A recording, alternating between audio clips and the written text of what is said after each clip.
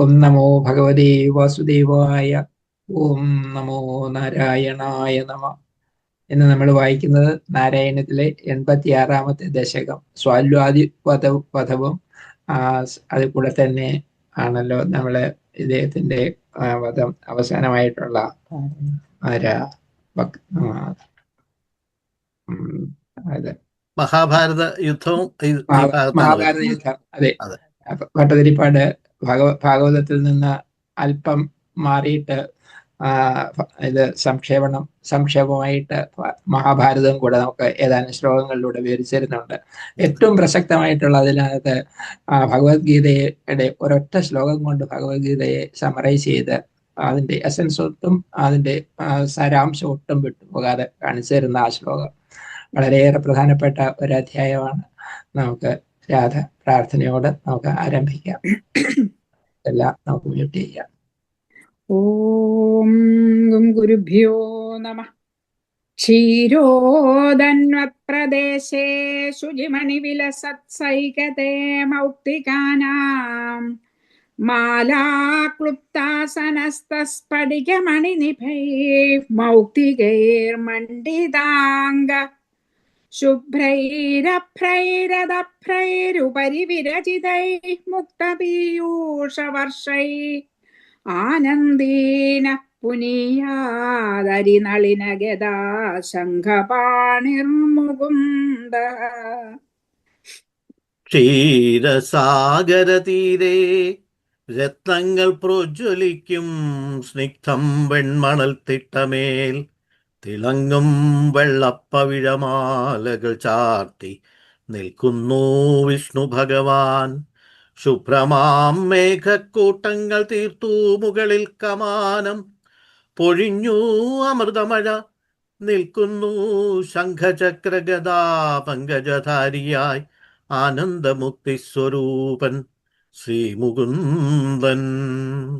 ഭൂപാതൗ യസ്യ നാഭിർവിയദസുരനിലശ്ചന്ദ്രസൂര്യൗ ച നേത്രേ കർണാവാശാശിരോദൗർമുഖമപി ദഹനോ യസ്യ വാസ്തേയമബ്ധി അന്തസ്തം യസ്യ വിശ്വം സുരനരഖഗോ ഭോഗി ഗന്ധർവദൈത്യൈः ചിത്രം രമ്യതേ തം ത്രിഭുവനവപുഷം വിഷ്ണുമീശം നമാമി.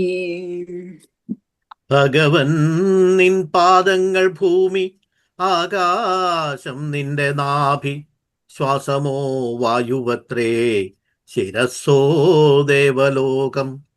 ചന്ദ്രാർക്കദ്വന്ദ്ങ്ങൾ കൺകൾ, ദിക്കുകൾ കർണങ്ങളും, അഗ്നി നിൻ വദനമാകുന്നു, ഉദരം സമുദ്രവും. നിന്നിൽ നിലകൊള്ളുന്നു വിശ്വമെല്ലാം ഒരു ലീല എന്ന പോൽ.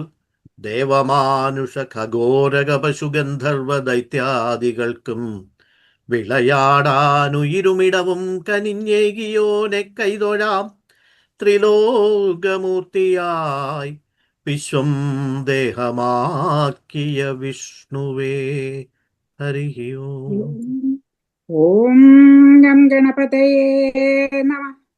ഓം ശിവസുതഗജരൂപം രക്തവർണം സുനേത്രം അഭയവരദഹസ്തം പാശമേശാകുശാദ്യം അമൃതമയ ശരീരം സർവയജ്ഞോപവീതം ഗണപതി ഗണനാഥം പാദപദ്മം നമാമി.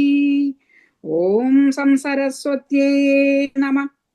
വീണാധരാം പ്രമുഖ സർവമുനി പ്രസേവ്യാം ശോണാധരാം മൃദുലഗാത്രലതാം സുവേണീം വീണാലസത്കരതലാം വിലസത്കിരീടാം വാണീം നമാമി സതതം വചസാം വിഭൂത്യൈ. ഓം ഗുരുഭ്യോ നമഃ. അജ്ഞാനതിമിരാന്ധസ്യ ജ്ഞാനാഞ്ജനശലാകയാ ചക്ഷുരുന്മീലിതം യേന തസ്മൈ ശ്രീഗുരവേ നമഃ. ഓം നമോ ഭഗവതേ വാസുദേവായ.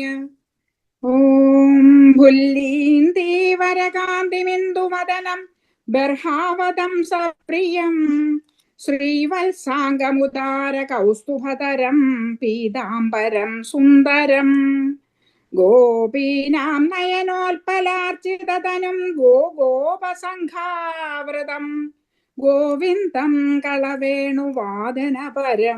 ദിവ്യാംഗഭൂഷം ഭജേ. ഓം നമോ ഭഗവതേ വാസുദേവായ. നാരായണീയം ദശകം 86 സാൽവാദിവധവും മഹാഭാരത യുദ്ധവും.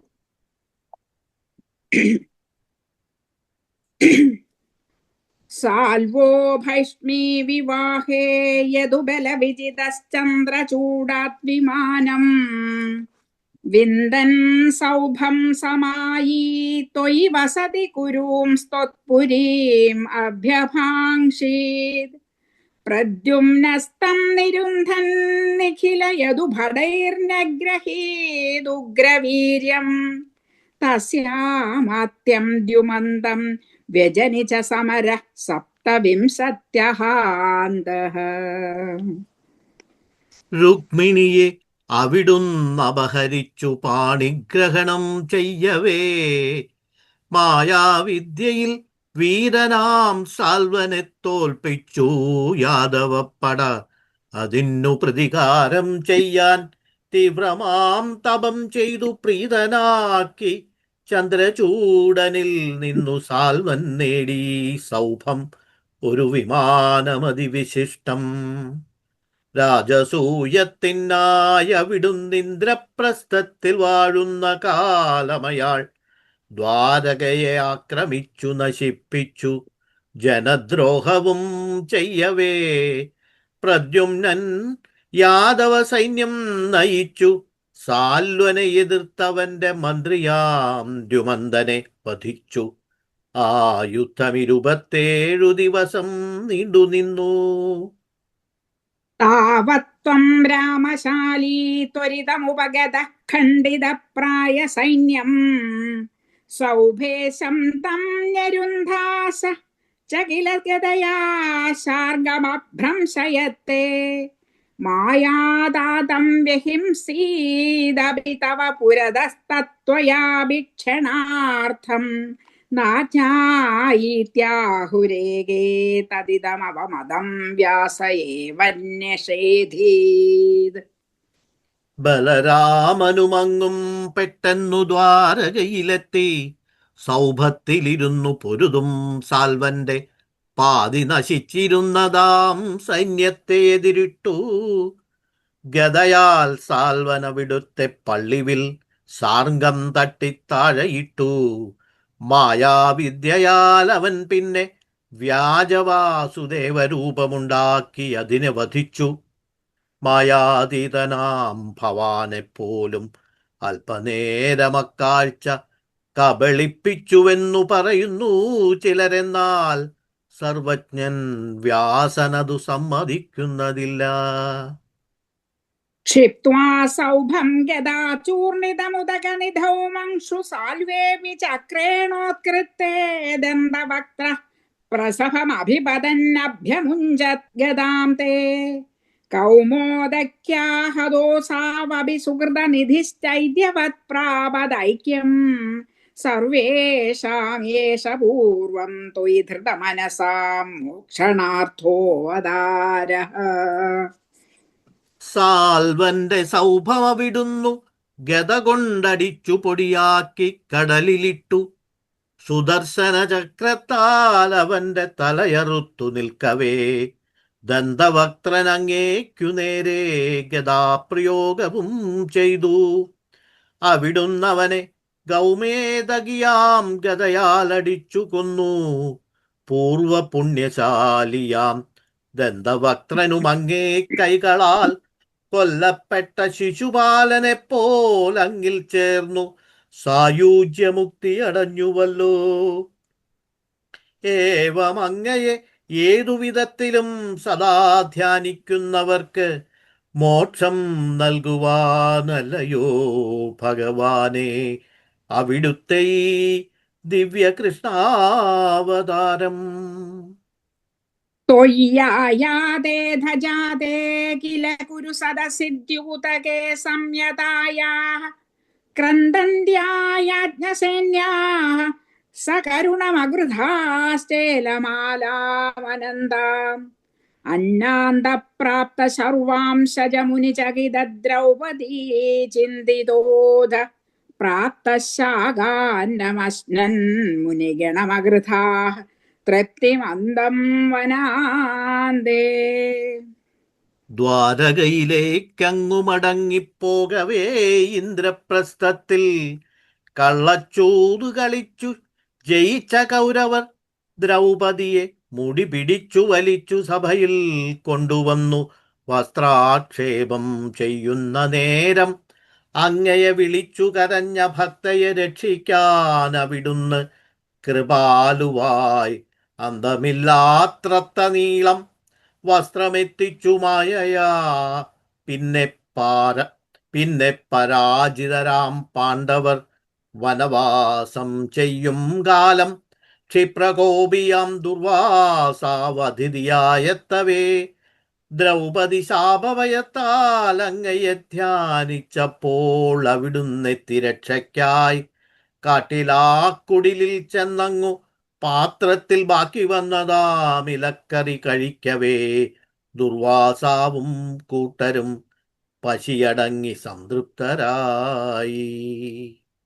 യുദ്ധോദ്യോഗേധ മന്ത്രേ മിളതി സതിവ്രത ഫൽഗുനേന ത്വമേക കൗരവ്യേ ദത്ത സൈന്യ കരിപുരമഗമോ ദൂത്യകൃത് പാണ്ഡവാർത്ഥം ഭീഷ്മദ്രോണാദിമാന്യേ തവ ഖലു വചനേ ധികൃതേ കൗരവേണ വ്യാവൃണ്വൻ വിശ്വരൂപം മുനി സദസി പുരീം ക്ഷോഭയിത്വാഗതോ ഭൂ.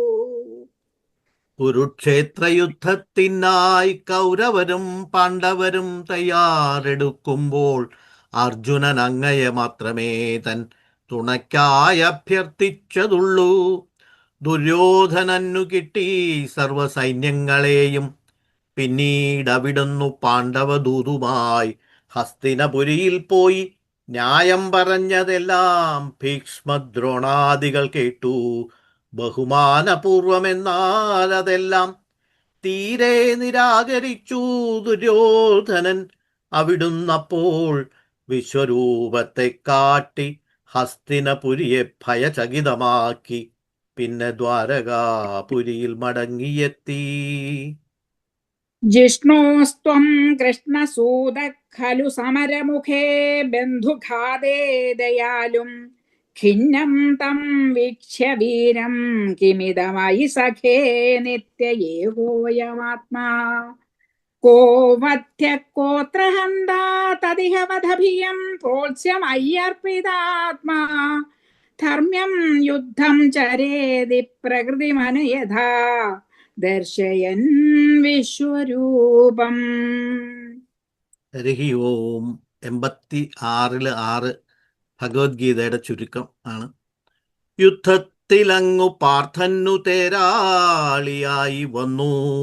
യുദ്ധാരംഭ സമയേ ബന്ധുക്കളുമായി പൊരുതി അവരെ കൊല്ലാൻ വിമുഖനായ അർജുനൻ ദയാലുഹദാശനായി പിന്തിരിയാൻ തുടങ്ങവേ അവിടുന്നരുളി ഇപ്രകാരം: എന്താണീ മൗഢ്യം സഖേ, ആത്മാവിനുണ്ടോ ജനന മരണങ്ങൾ? അതു നിത്യമേകമാദ്യന്തരഹിതം. അതിനാൽ ആരാരെ കൊല്ലുവാൻ ഉപേക്ഷിക്കൂ ഭയം. സ്വയമെന്നിൽ ആത്മസമർപ്പണത്തോടെ ചെയ്താലും നിയത കർമ്മങ്ങൾ ഈ യുദ്ധവും ധർമാനുസാരം. ഏവം ചൊന്നങ്ങു വിശ്വരൂപം കാട്ടി അർജുനനെ പ്രചോദിപ്പിച്ചു. സ്വകർമ്മം നിർഭയം ചെയ്യുവാൻ ഉത്സാഹമേകി. ഭക്തോത്തം സേധ ഭീഷ്മേ തവ ധരണി ഭരക്ഷേപ കൃത്യൈകസക്തേ നിത്യം നിത്യം വിഭിന്ദത്യവനിഭൃതയുതം പ്രാപ്ത സാധേ ച പാർത്ഥേ നിശസ്ത്രത്വപ്രതിജ്ഞാം വിജഹദരിവരം ധാരയൻ ക്രോധശാലീ വാധാവൻ പ്രാഞ്ജലിം തം നദശിരസമധോ വീക്ഷ്യ മോദാദപാഗാഃ.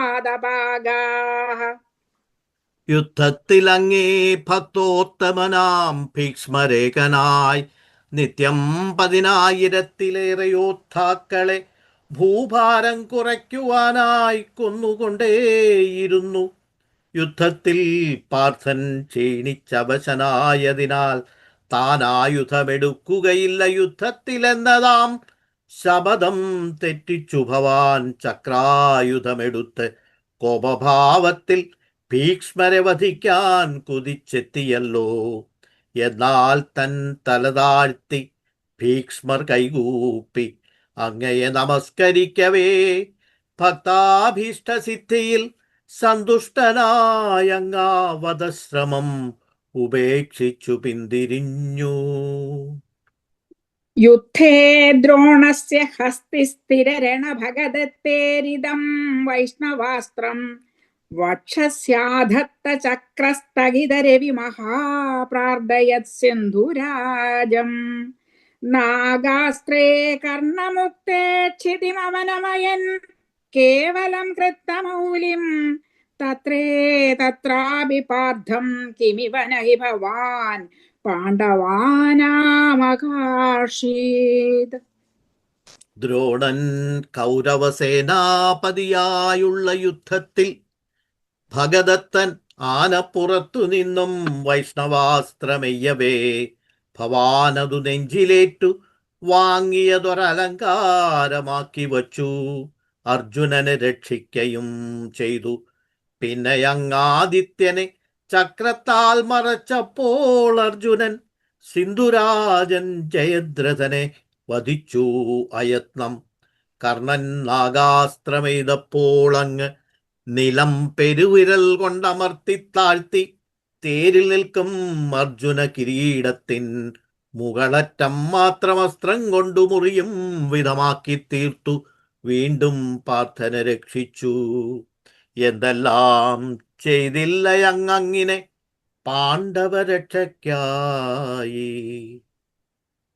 യുദ്ധാദൗ തീർത്ഥഗാമീ സഖലു ഹലധരോ നൈമിഷക്ഷേത്രം ഋച്ഛൻ അപ്രത്യുദ്ധായി സൂതക്ഷയകൃതധസുതം തത്പദേ കൽപ്പയിത്വാ. യജ്ഞഘ്നം ബൽവലം പർവണി പരതലയൻ സ്നാതതീർത്ഥോരണാന്തേ സംപ്രാപ്തോ ഭീമ ദുര്യോധനരണമശമം വീക്ഷ്യ യാദഃ പുരീം തേ.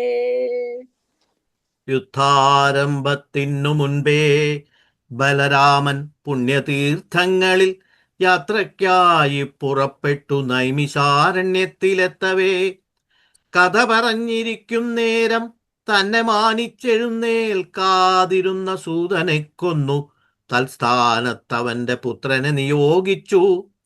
പിന്നെ ഓരോ വാവുതോറും വന്നു യജ്ഞം മുടക്കും ബൽവലനെ വകവരുത്തി തീർത്ഥാടനം പൂർണ്ണമാക്കി യുദ്ധാവസാനം ദ്വാരകയിലേക്ക് മടങ്ങിയെത്തവേ കണ്ടു ഏറെ നീണ്ടു നിന്നതാം യുദ്ധം ഭീമദുര്യോധനന്മാർ തമ്മിൽ. സംസുപ്തദ്രൗപദേയ ക്ഷപണഹതധിയം ദ്രൗണിമേത്യത്വദുക്ത്യാ തന്മുക്തം ബ്രാഹ്മമസ്ത്രം സമഹൃത വിജയോ മൗലിരത്നം ച ജഹ്രേ. ഉച്ഛിത്യൈ പാണ്ഡവാനാം പുനരപി ച വിശത്യുത്തരാഗർഭമസ്ത്രേ രക്ഷന്നങ്കുഷ്ടമാത്ര കില ജഠരമഗാശ്ചക്രപാണിർ വിഭോ ത്വം.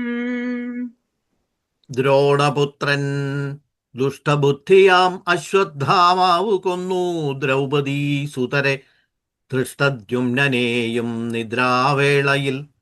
അങ്ങാജ്ഞാപിച്ച പോലെ അവനെയ്തതാം ബ്രഹ്മാസ്ത്രം അർജുനൻ നിർവീര്യമാക്കി അവന്റെ ശിരോരത്നമെടുത്തു കൊല്ലാതെ വിട്ടയച്ചുവെന്നാൽ പാണ്ഡവരെ മുടിക്കാനുറച്ച് അശ്വത്ഥാമാവസ്ത്രമയച്ചു ഉത്തരതൻ ഗർഭം നശിപ്പിക്കുവാൻ.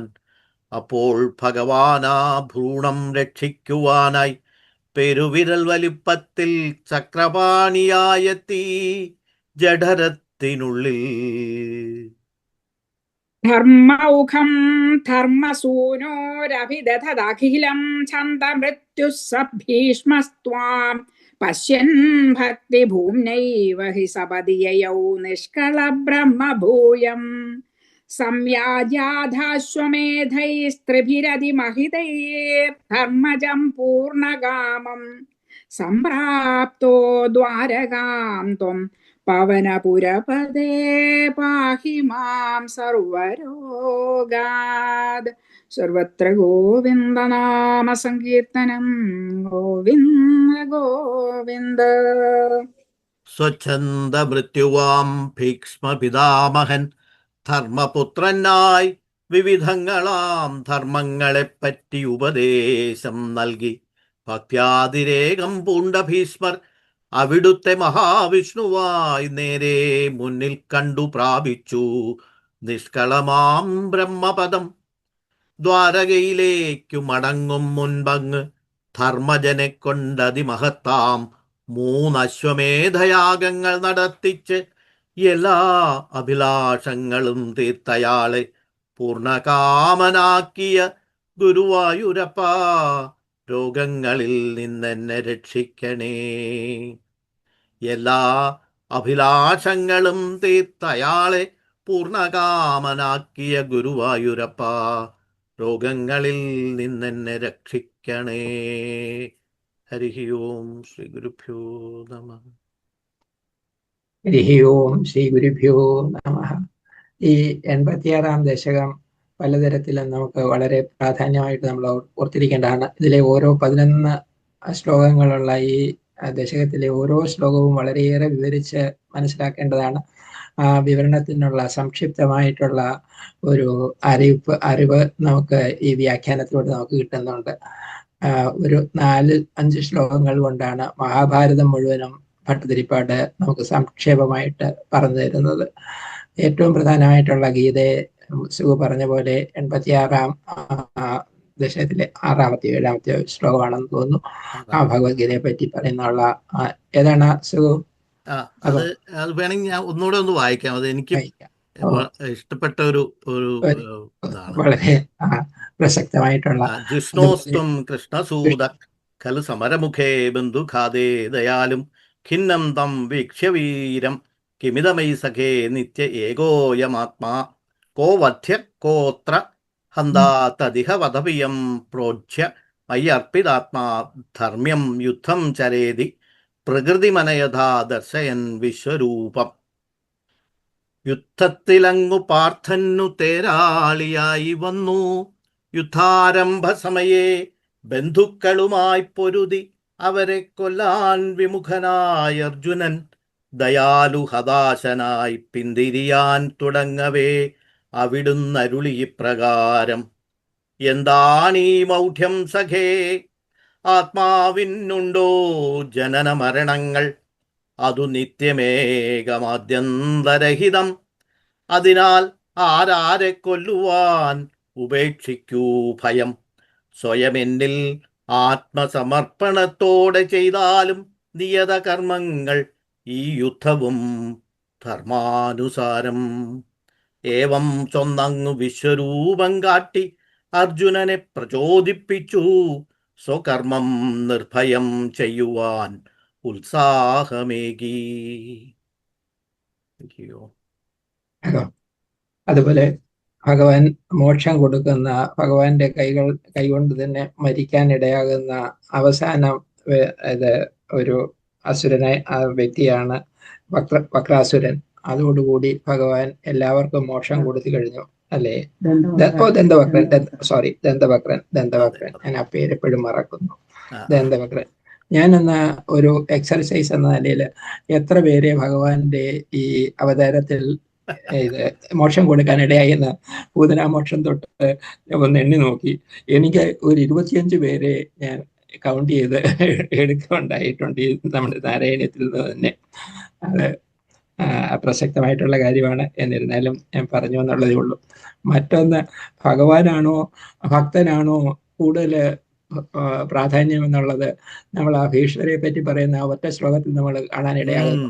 ഭീഷ്മർ പറഞ്ഞു, ശപഥം ഞാൻ തെറ്റിക്കും. അത് വാസ്തവത്തിൽ അത് തെറ്റിക്കുക തന്നെ ചെയ്തു. ഭഗവാന്റെ ആ അവസാനം ആയുധം എടുത്തു വരുമ്പോഴത്തേക്ക് സർവം ഇത് എന്ത് വേണമെങ്കിലും നമ്രശിരസ്കനായിട്ട് ഭഗവാന്റെ മുൻപിൽ നിൽക്കുന്ന ഭീഷ്മരെ കണ്ടപ്പോൾ ഭഗവാനാണോ സമർത്ഥൻ, ഭക്തനാണോ എന്നുള്ളത് നമുക്ക് ചിന്ത്യമായിട്ടുള്ള ഒരു കാര്യമാണ്. നമുക്ക് തലതാഴ്ത്തി ഭീഷ്മർ കൈകൂപ്പി അങ്ങേ നമസ്കരിക്കവേ ഭക്താഭീഷ്ട സിദ്ധിയിൽ സന്തുഷ്ടനായി. ഭക്തന്റെ അഭീഷ്ടം സിദ്ധിച്ചു കഴിഞ്ഞപ്പോ ഇനിയിപ്പോ യുദ്ധം ചെയ്തിട്ട് എന്താ കാര്യം അല്ലേ? ഇനിയിപ്പോ അതെ. അതുപോലെ അർജുനന്റെ ഇത് മറ്റേ കിരീടത്തിന്റെ മോൾ ഭാഗത്ത് മാത്രം കൊള്ളുന്ന രീതിയിൽ പതുക്കെ ഒന്ന് രഥം താഴ്ത്തി, എന്നാൽ മുഴുവൻ താഴ്ത്തി തലയിലെ കിരീടം മുഴുവൻ രക്ഷിക്കാൻ നോക്കിയില്ല. ചെറിയൊരു പോറലാവാം എന്ന് ഭഗവാനും തോന്നിയെന്ന് തോന്നുന്നു. ഒരു ചെറിയൊരു കൊട്ട് കൊടുത്തിട്ട് പോലെ തോന്നി എനിക്ക്. എവിടെയോ പറയുന്നുണ്ട്, മനുഷ്യരുടെ എസ്പെഷ്യലി യോദ്ധാവിന്റെ തലഭാഗത്തിന്റെ ആ എന്തോ മുടിക്കെന്തോ ഒരു പേര് പറയുക ആ ഭാഗത്ത്, അത് പോയാൽ മരണത്തിന് തുല്യമായിട്ടാണ് കണക്കാക്കുന്നതെന്ന്. അത് മറ്റേ ശിഖ മുറിക്കുന്നതല്ലേ പറയുന്നത്? ശിഖ മുറിക്കുന്നതല്ലേ ചേട്ടാ? അങ്ങനെ ഈ സന്ദർഭത്തിലായിട്ട് അല്ല, ഇത് കിരീടത്തിന്റെ മോൾ ഭാഗത്തിന്റെ ഒരറ്റം മാത്രം തട്ടുന്ന രീതിയിൽ രഥം ഒന്ന് താഴ്ത്തി കൊടുത്തു. അപ്പൊ തട്ടി, എന്നാൽ തട്ടാതെ ഇരുന്നിട്ടില്ല. ഫ്രാൻസിസ് സാർ ഉണ്ട് കേട്ടോ ഇവിടെ. നമ്മള് പറയാൻ പറ്റുമത് നമ്മളിങ്ങനെ പറയുന്ന സാറ് ഇരിക്കുന്ന അറിഞ്ഞില്ല കേട്ടോ.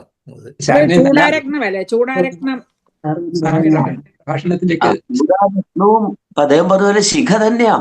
ആ ശിഖ എന്ന് പറഞ്ഞാൽ അത് വലിയ അർത്ഥമുള്ള ഒരു വാക്കാണ് ഈ ശിഖ. യഥാർത്ഥത്തിൽ നമ്മള് സ്വിച്ച് എന്ന പദം പ്രയോഗിക്കില്ല. സ്വിച്ച് പലരും പറയാറുണ്ട്. ഈ എന്താണ് സ്വിച്ചിന് സംസ്കൃതത്തിലെ വൈദ്യുത ഗമനാഗമന നിയന്ത്രിത യന്ത്രം എന്ന് പറയുന്നതൊക്കെ ആളുകൾ പറയുന്നുണ്ട്. വെറുതെ കളിയാക്കാൻ വേണ്ടി പറയുന്നതാ. ശരിക്കും പറഞ്ഞാൽ സ്വിച്ച് എന്നുള്ള വാക്കിന് ഈ ശിഖ എന്ന് വരെ അർത്ഥമുണ്ട്. പിന്നെ നമ്മൾ സാധാരണ പറഞ്ഞ സ്വിച്ച് അല്ലെങ്കിൽ പിഞ്ചം എന്നൊരു വാക്കും അതിനുണ്ട്. അപ്പൊ ഇവിടെ എന്താന്ന് വെച്ചാൽ ഈ ശിഖ ഒരു വലിയ അഭിമാനമാണ്. നേരത്തെ സുകുമാരൻ സാർ പറഞ്ഞ പോലെ തന്നെയാണ് അത്. അതില് സ്പർശിക്കുക എന്ന് പറഞ്ഞാൽ അതെന്താണ്? അത് ശരിക്ക് അഭിമാനത്തിന് ക്ഷതമേൽപ്പിക്കുന്നതാണ്. അത് ശിരസിൽ തൊട്ടുക, അതുപോലെ എന്താണ് ശിഖ സ്പർശിക്കുക എന്നൊക്കെ പറഞ്ഞാലേ അത് വളരെ അഭിമാനക്ഷതം ഉണ്ടാക്കുന്നതാ. അപ്പൊ അത് കൃഷ്ണൻ ഈ പറഞ്ഞ പോലെ അർജുനന്റെ ശിഖയിൽ ഒന്നങ്ങോട്ട് തട്ടി, അർജുന നീ അത്ര കേമനല്ല എന്ന് ധരിച്ചോളൂ എന്നുള്ളതാണ്. അതായത് ഈശ്വര ശക്തി നമ്മൾ ആദ്യം പറഞ്ഞല്ലോ, അത്യധിഷ്ഠ ദശാങ്കുലം പുരുഷ സൂക്തത്തിൽ പറഞ്ഞ പോലെ സഭൂമിം വിശ്വതോവൃത്വ അത്യധിഷ്ഠ ദശാങ്കുലം. എല്ലായിടത്തു നിന്നും ഭൂമിയെ ആവരണം ചെയ്തിട്ട് 10 അങ്കുലം വ്യാപിച്ചു നിൽക്കുന്നതാണ് ഈശ്വര ശക്തി. അത് നീ മറക്കണ്ട എന്നുള്ളൊരു ഓർമ്മിപ്പിക്കലാണ്. അതിലൊന്നുമല്ലേ സ്പർശിച്ചു പോകുന്നത്. ഒക്കെ വലിയ അർത്ഥവത്താണ്. ഈവൻ ഭഗവത്ഗീതയിലേക്ക് വരുമ്പോ ഓരോ സംബോധനയും അർത്ഥവത്ത. ഓരോ എന്താണ് ഏവമുക്ത കൃഷികേശ എന്ന് പറയാണ്.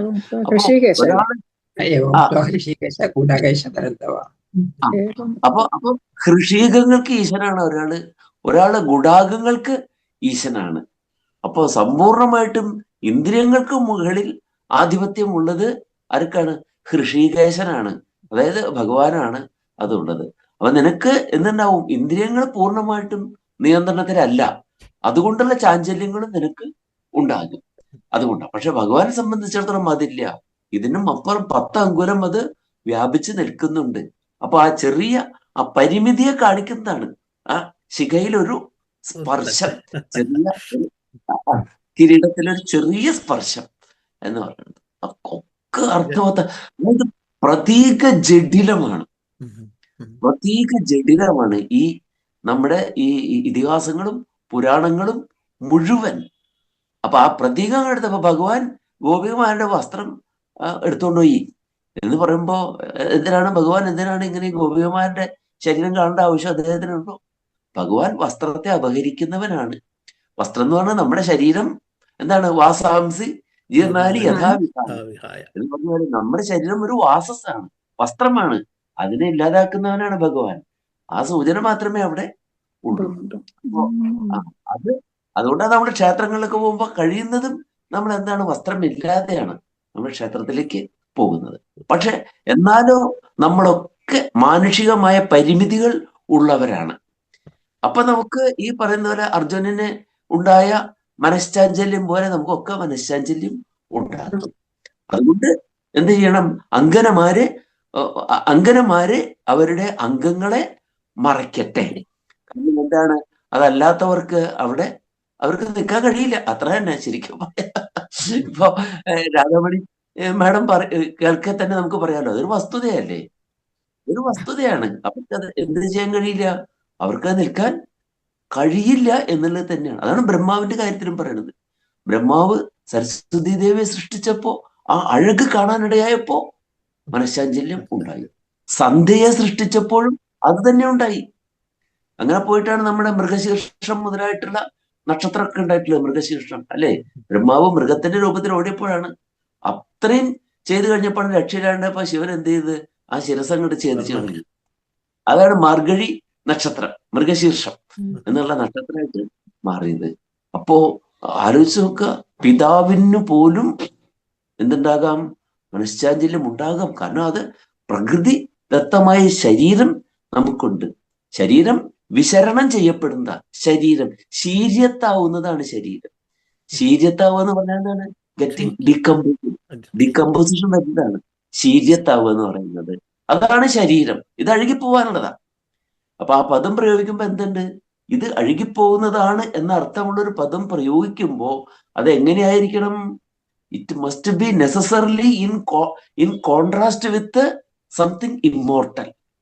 അഴുകിപ്പോവാത്ത ഒന്നുണ്ട് അതിൽ, അത് ആത്മാവാണ്. ഇത് അഴുകിപ്പോകുന്നതാണ്. ഈ പദങ്ങൾ മുഴുവൻ അങ്ങനെയാ പ്രയോഗിക്കണം അല്ലേ? എന്താണ് ശരീരം, ഗാത്രം ഗമനശീലമുള്ളത്. ഈ ശരീരം പോകും. ദേഹം അത് ദഹിപ്പിക്കപ്പെട്ടു പോകും. അതായത് നമ്മൾ കത്തിച്ചാലും കത്തിച്ചില്ലെങ്കിലും എന്താണ്, ഡീകമ്പോസ് ചെയ്യാണ്, ദഹിച്ചു പോവാണ്. മണ്ണിലത് ദഹിച്ചു പോകും. കായം, അയം എന്ന് പറഞ്ഞ പോക്ക, നമ്മൾ പലതവണ പറഞ്ഞില്ല, അയം പോക്ക് ആയം വരവ്. അപ്പോ കുൽസിതമായ വിധത്തിൽ, ഏറ്റവും നിന്ദ്യമായ പരിതാപകരമായ വിധത്തിൽ നശിച്ചു പോകുന്നതുകൊണ്ടാണ് ശരീരത്തെ കായം എന്ന് പറയുന്നത്. ഈ പദങ്ങൾ മുഴുവൻ ആധ്യാത്മികതയിൽ നിഷ്ഠമാണ്. കായം, ശരീരം, ദേഹം, ഗാത്രം ഒക്കെ ഇതുമായിട്ട് ബന്ധപ്പെട്ടിട്ടാണ്. അതാണ് ഈ സംസ്കൃതം പഠിക്കുമ്പോൾ തനിയെ ശരിക്കും പഠിച്ച ആൾക്ക് ആസ്തിക്യ ബുദ്ധി തന്നെ വരും. കാരണം ഈ പദങ്ങൾ മുഴുവൻ എടുക്കുമ്പോൾ, വൊക്കാബുലറി മുഴുവൻ എടുക്കുമ്പോൾ ഇതൊക്കെ എന്താണ്, there is A substratum of എന്താണ്, ദൈവികത, ഈശ്വരീയതയുടെ ഒരു ആധ്യാത്മികതയുടെ ഒരു അടിത്തട്ടിൽ നിന്നുകൊണ്ടാണ് ഈ പദങ്ങൾ മുഴുവൻ ഉണ്ടായിട്ടുള്ളത്. അപ്പൊ ആണ് ന്യായമായിട്ട് അല്ലെ, ദേഹം എന്ന് പറയുന്ന ആൾക്ക് അപ്പോ എന്താണ്, ദഹിച്ചു പോകാത്തതായി ഒന്ന് അവിടെ ഉണ്ടല്ലേ എന്ന് അപ്പൊ തന്നെ അല്ലെ, അങ്ങനെയല്ലേ? ഈ മാങ്ങ പുളിക്കുന്നതാണെന്ന് പറഞ്ഞാൽ എന്താ അർത്ഥമുണ്ട്? പുളിക്കാത്ത മാങ്ങ ഉണ്ടെന്നാണ്. അപ്പൊ അതുപോലെയാണ് ഈ പദങ്ങൾ മുഴുവൻ കിടക്കുന്നത്. നമ്മള് ഇന്നത്തെ നമ്മുടെ പ്രഭാഷണത്തിലേക്ക് വരാം.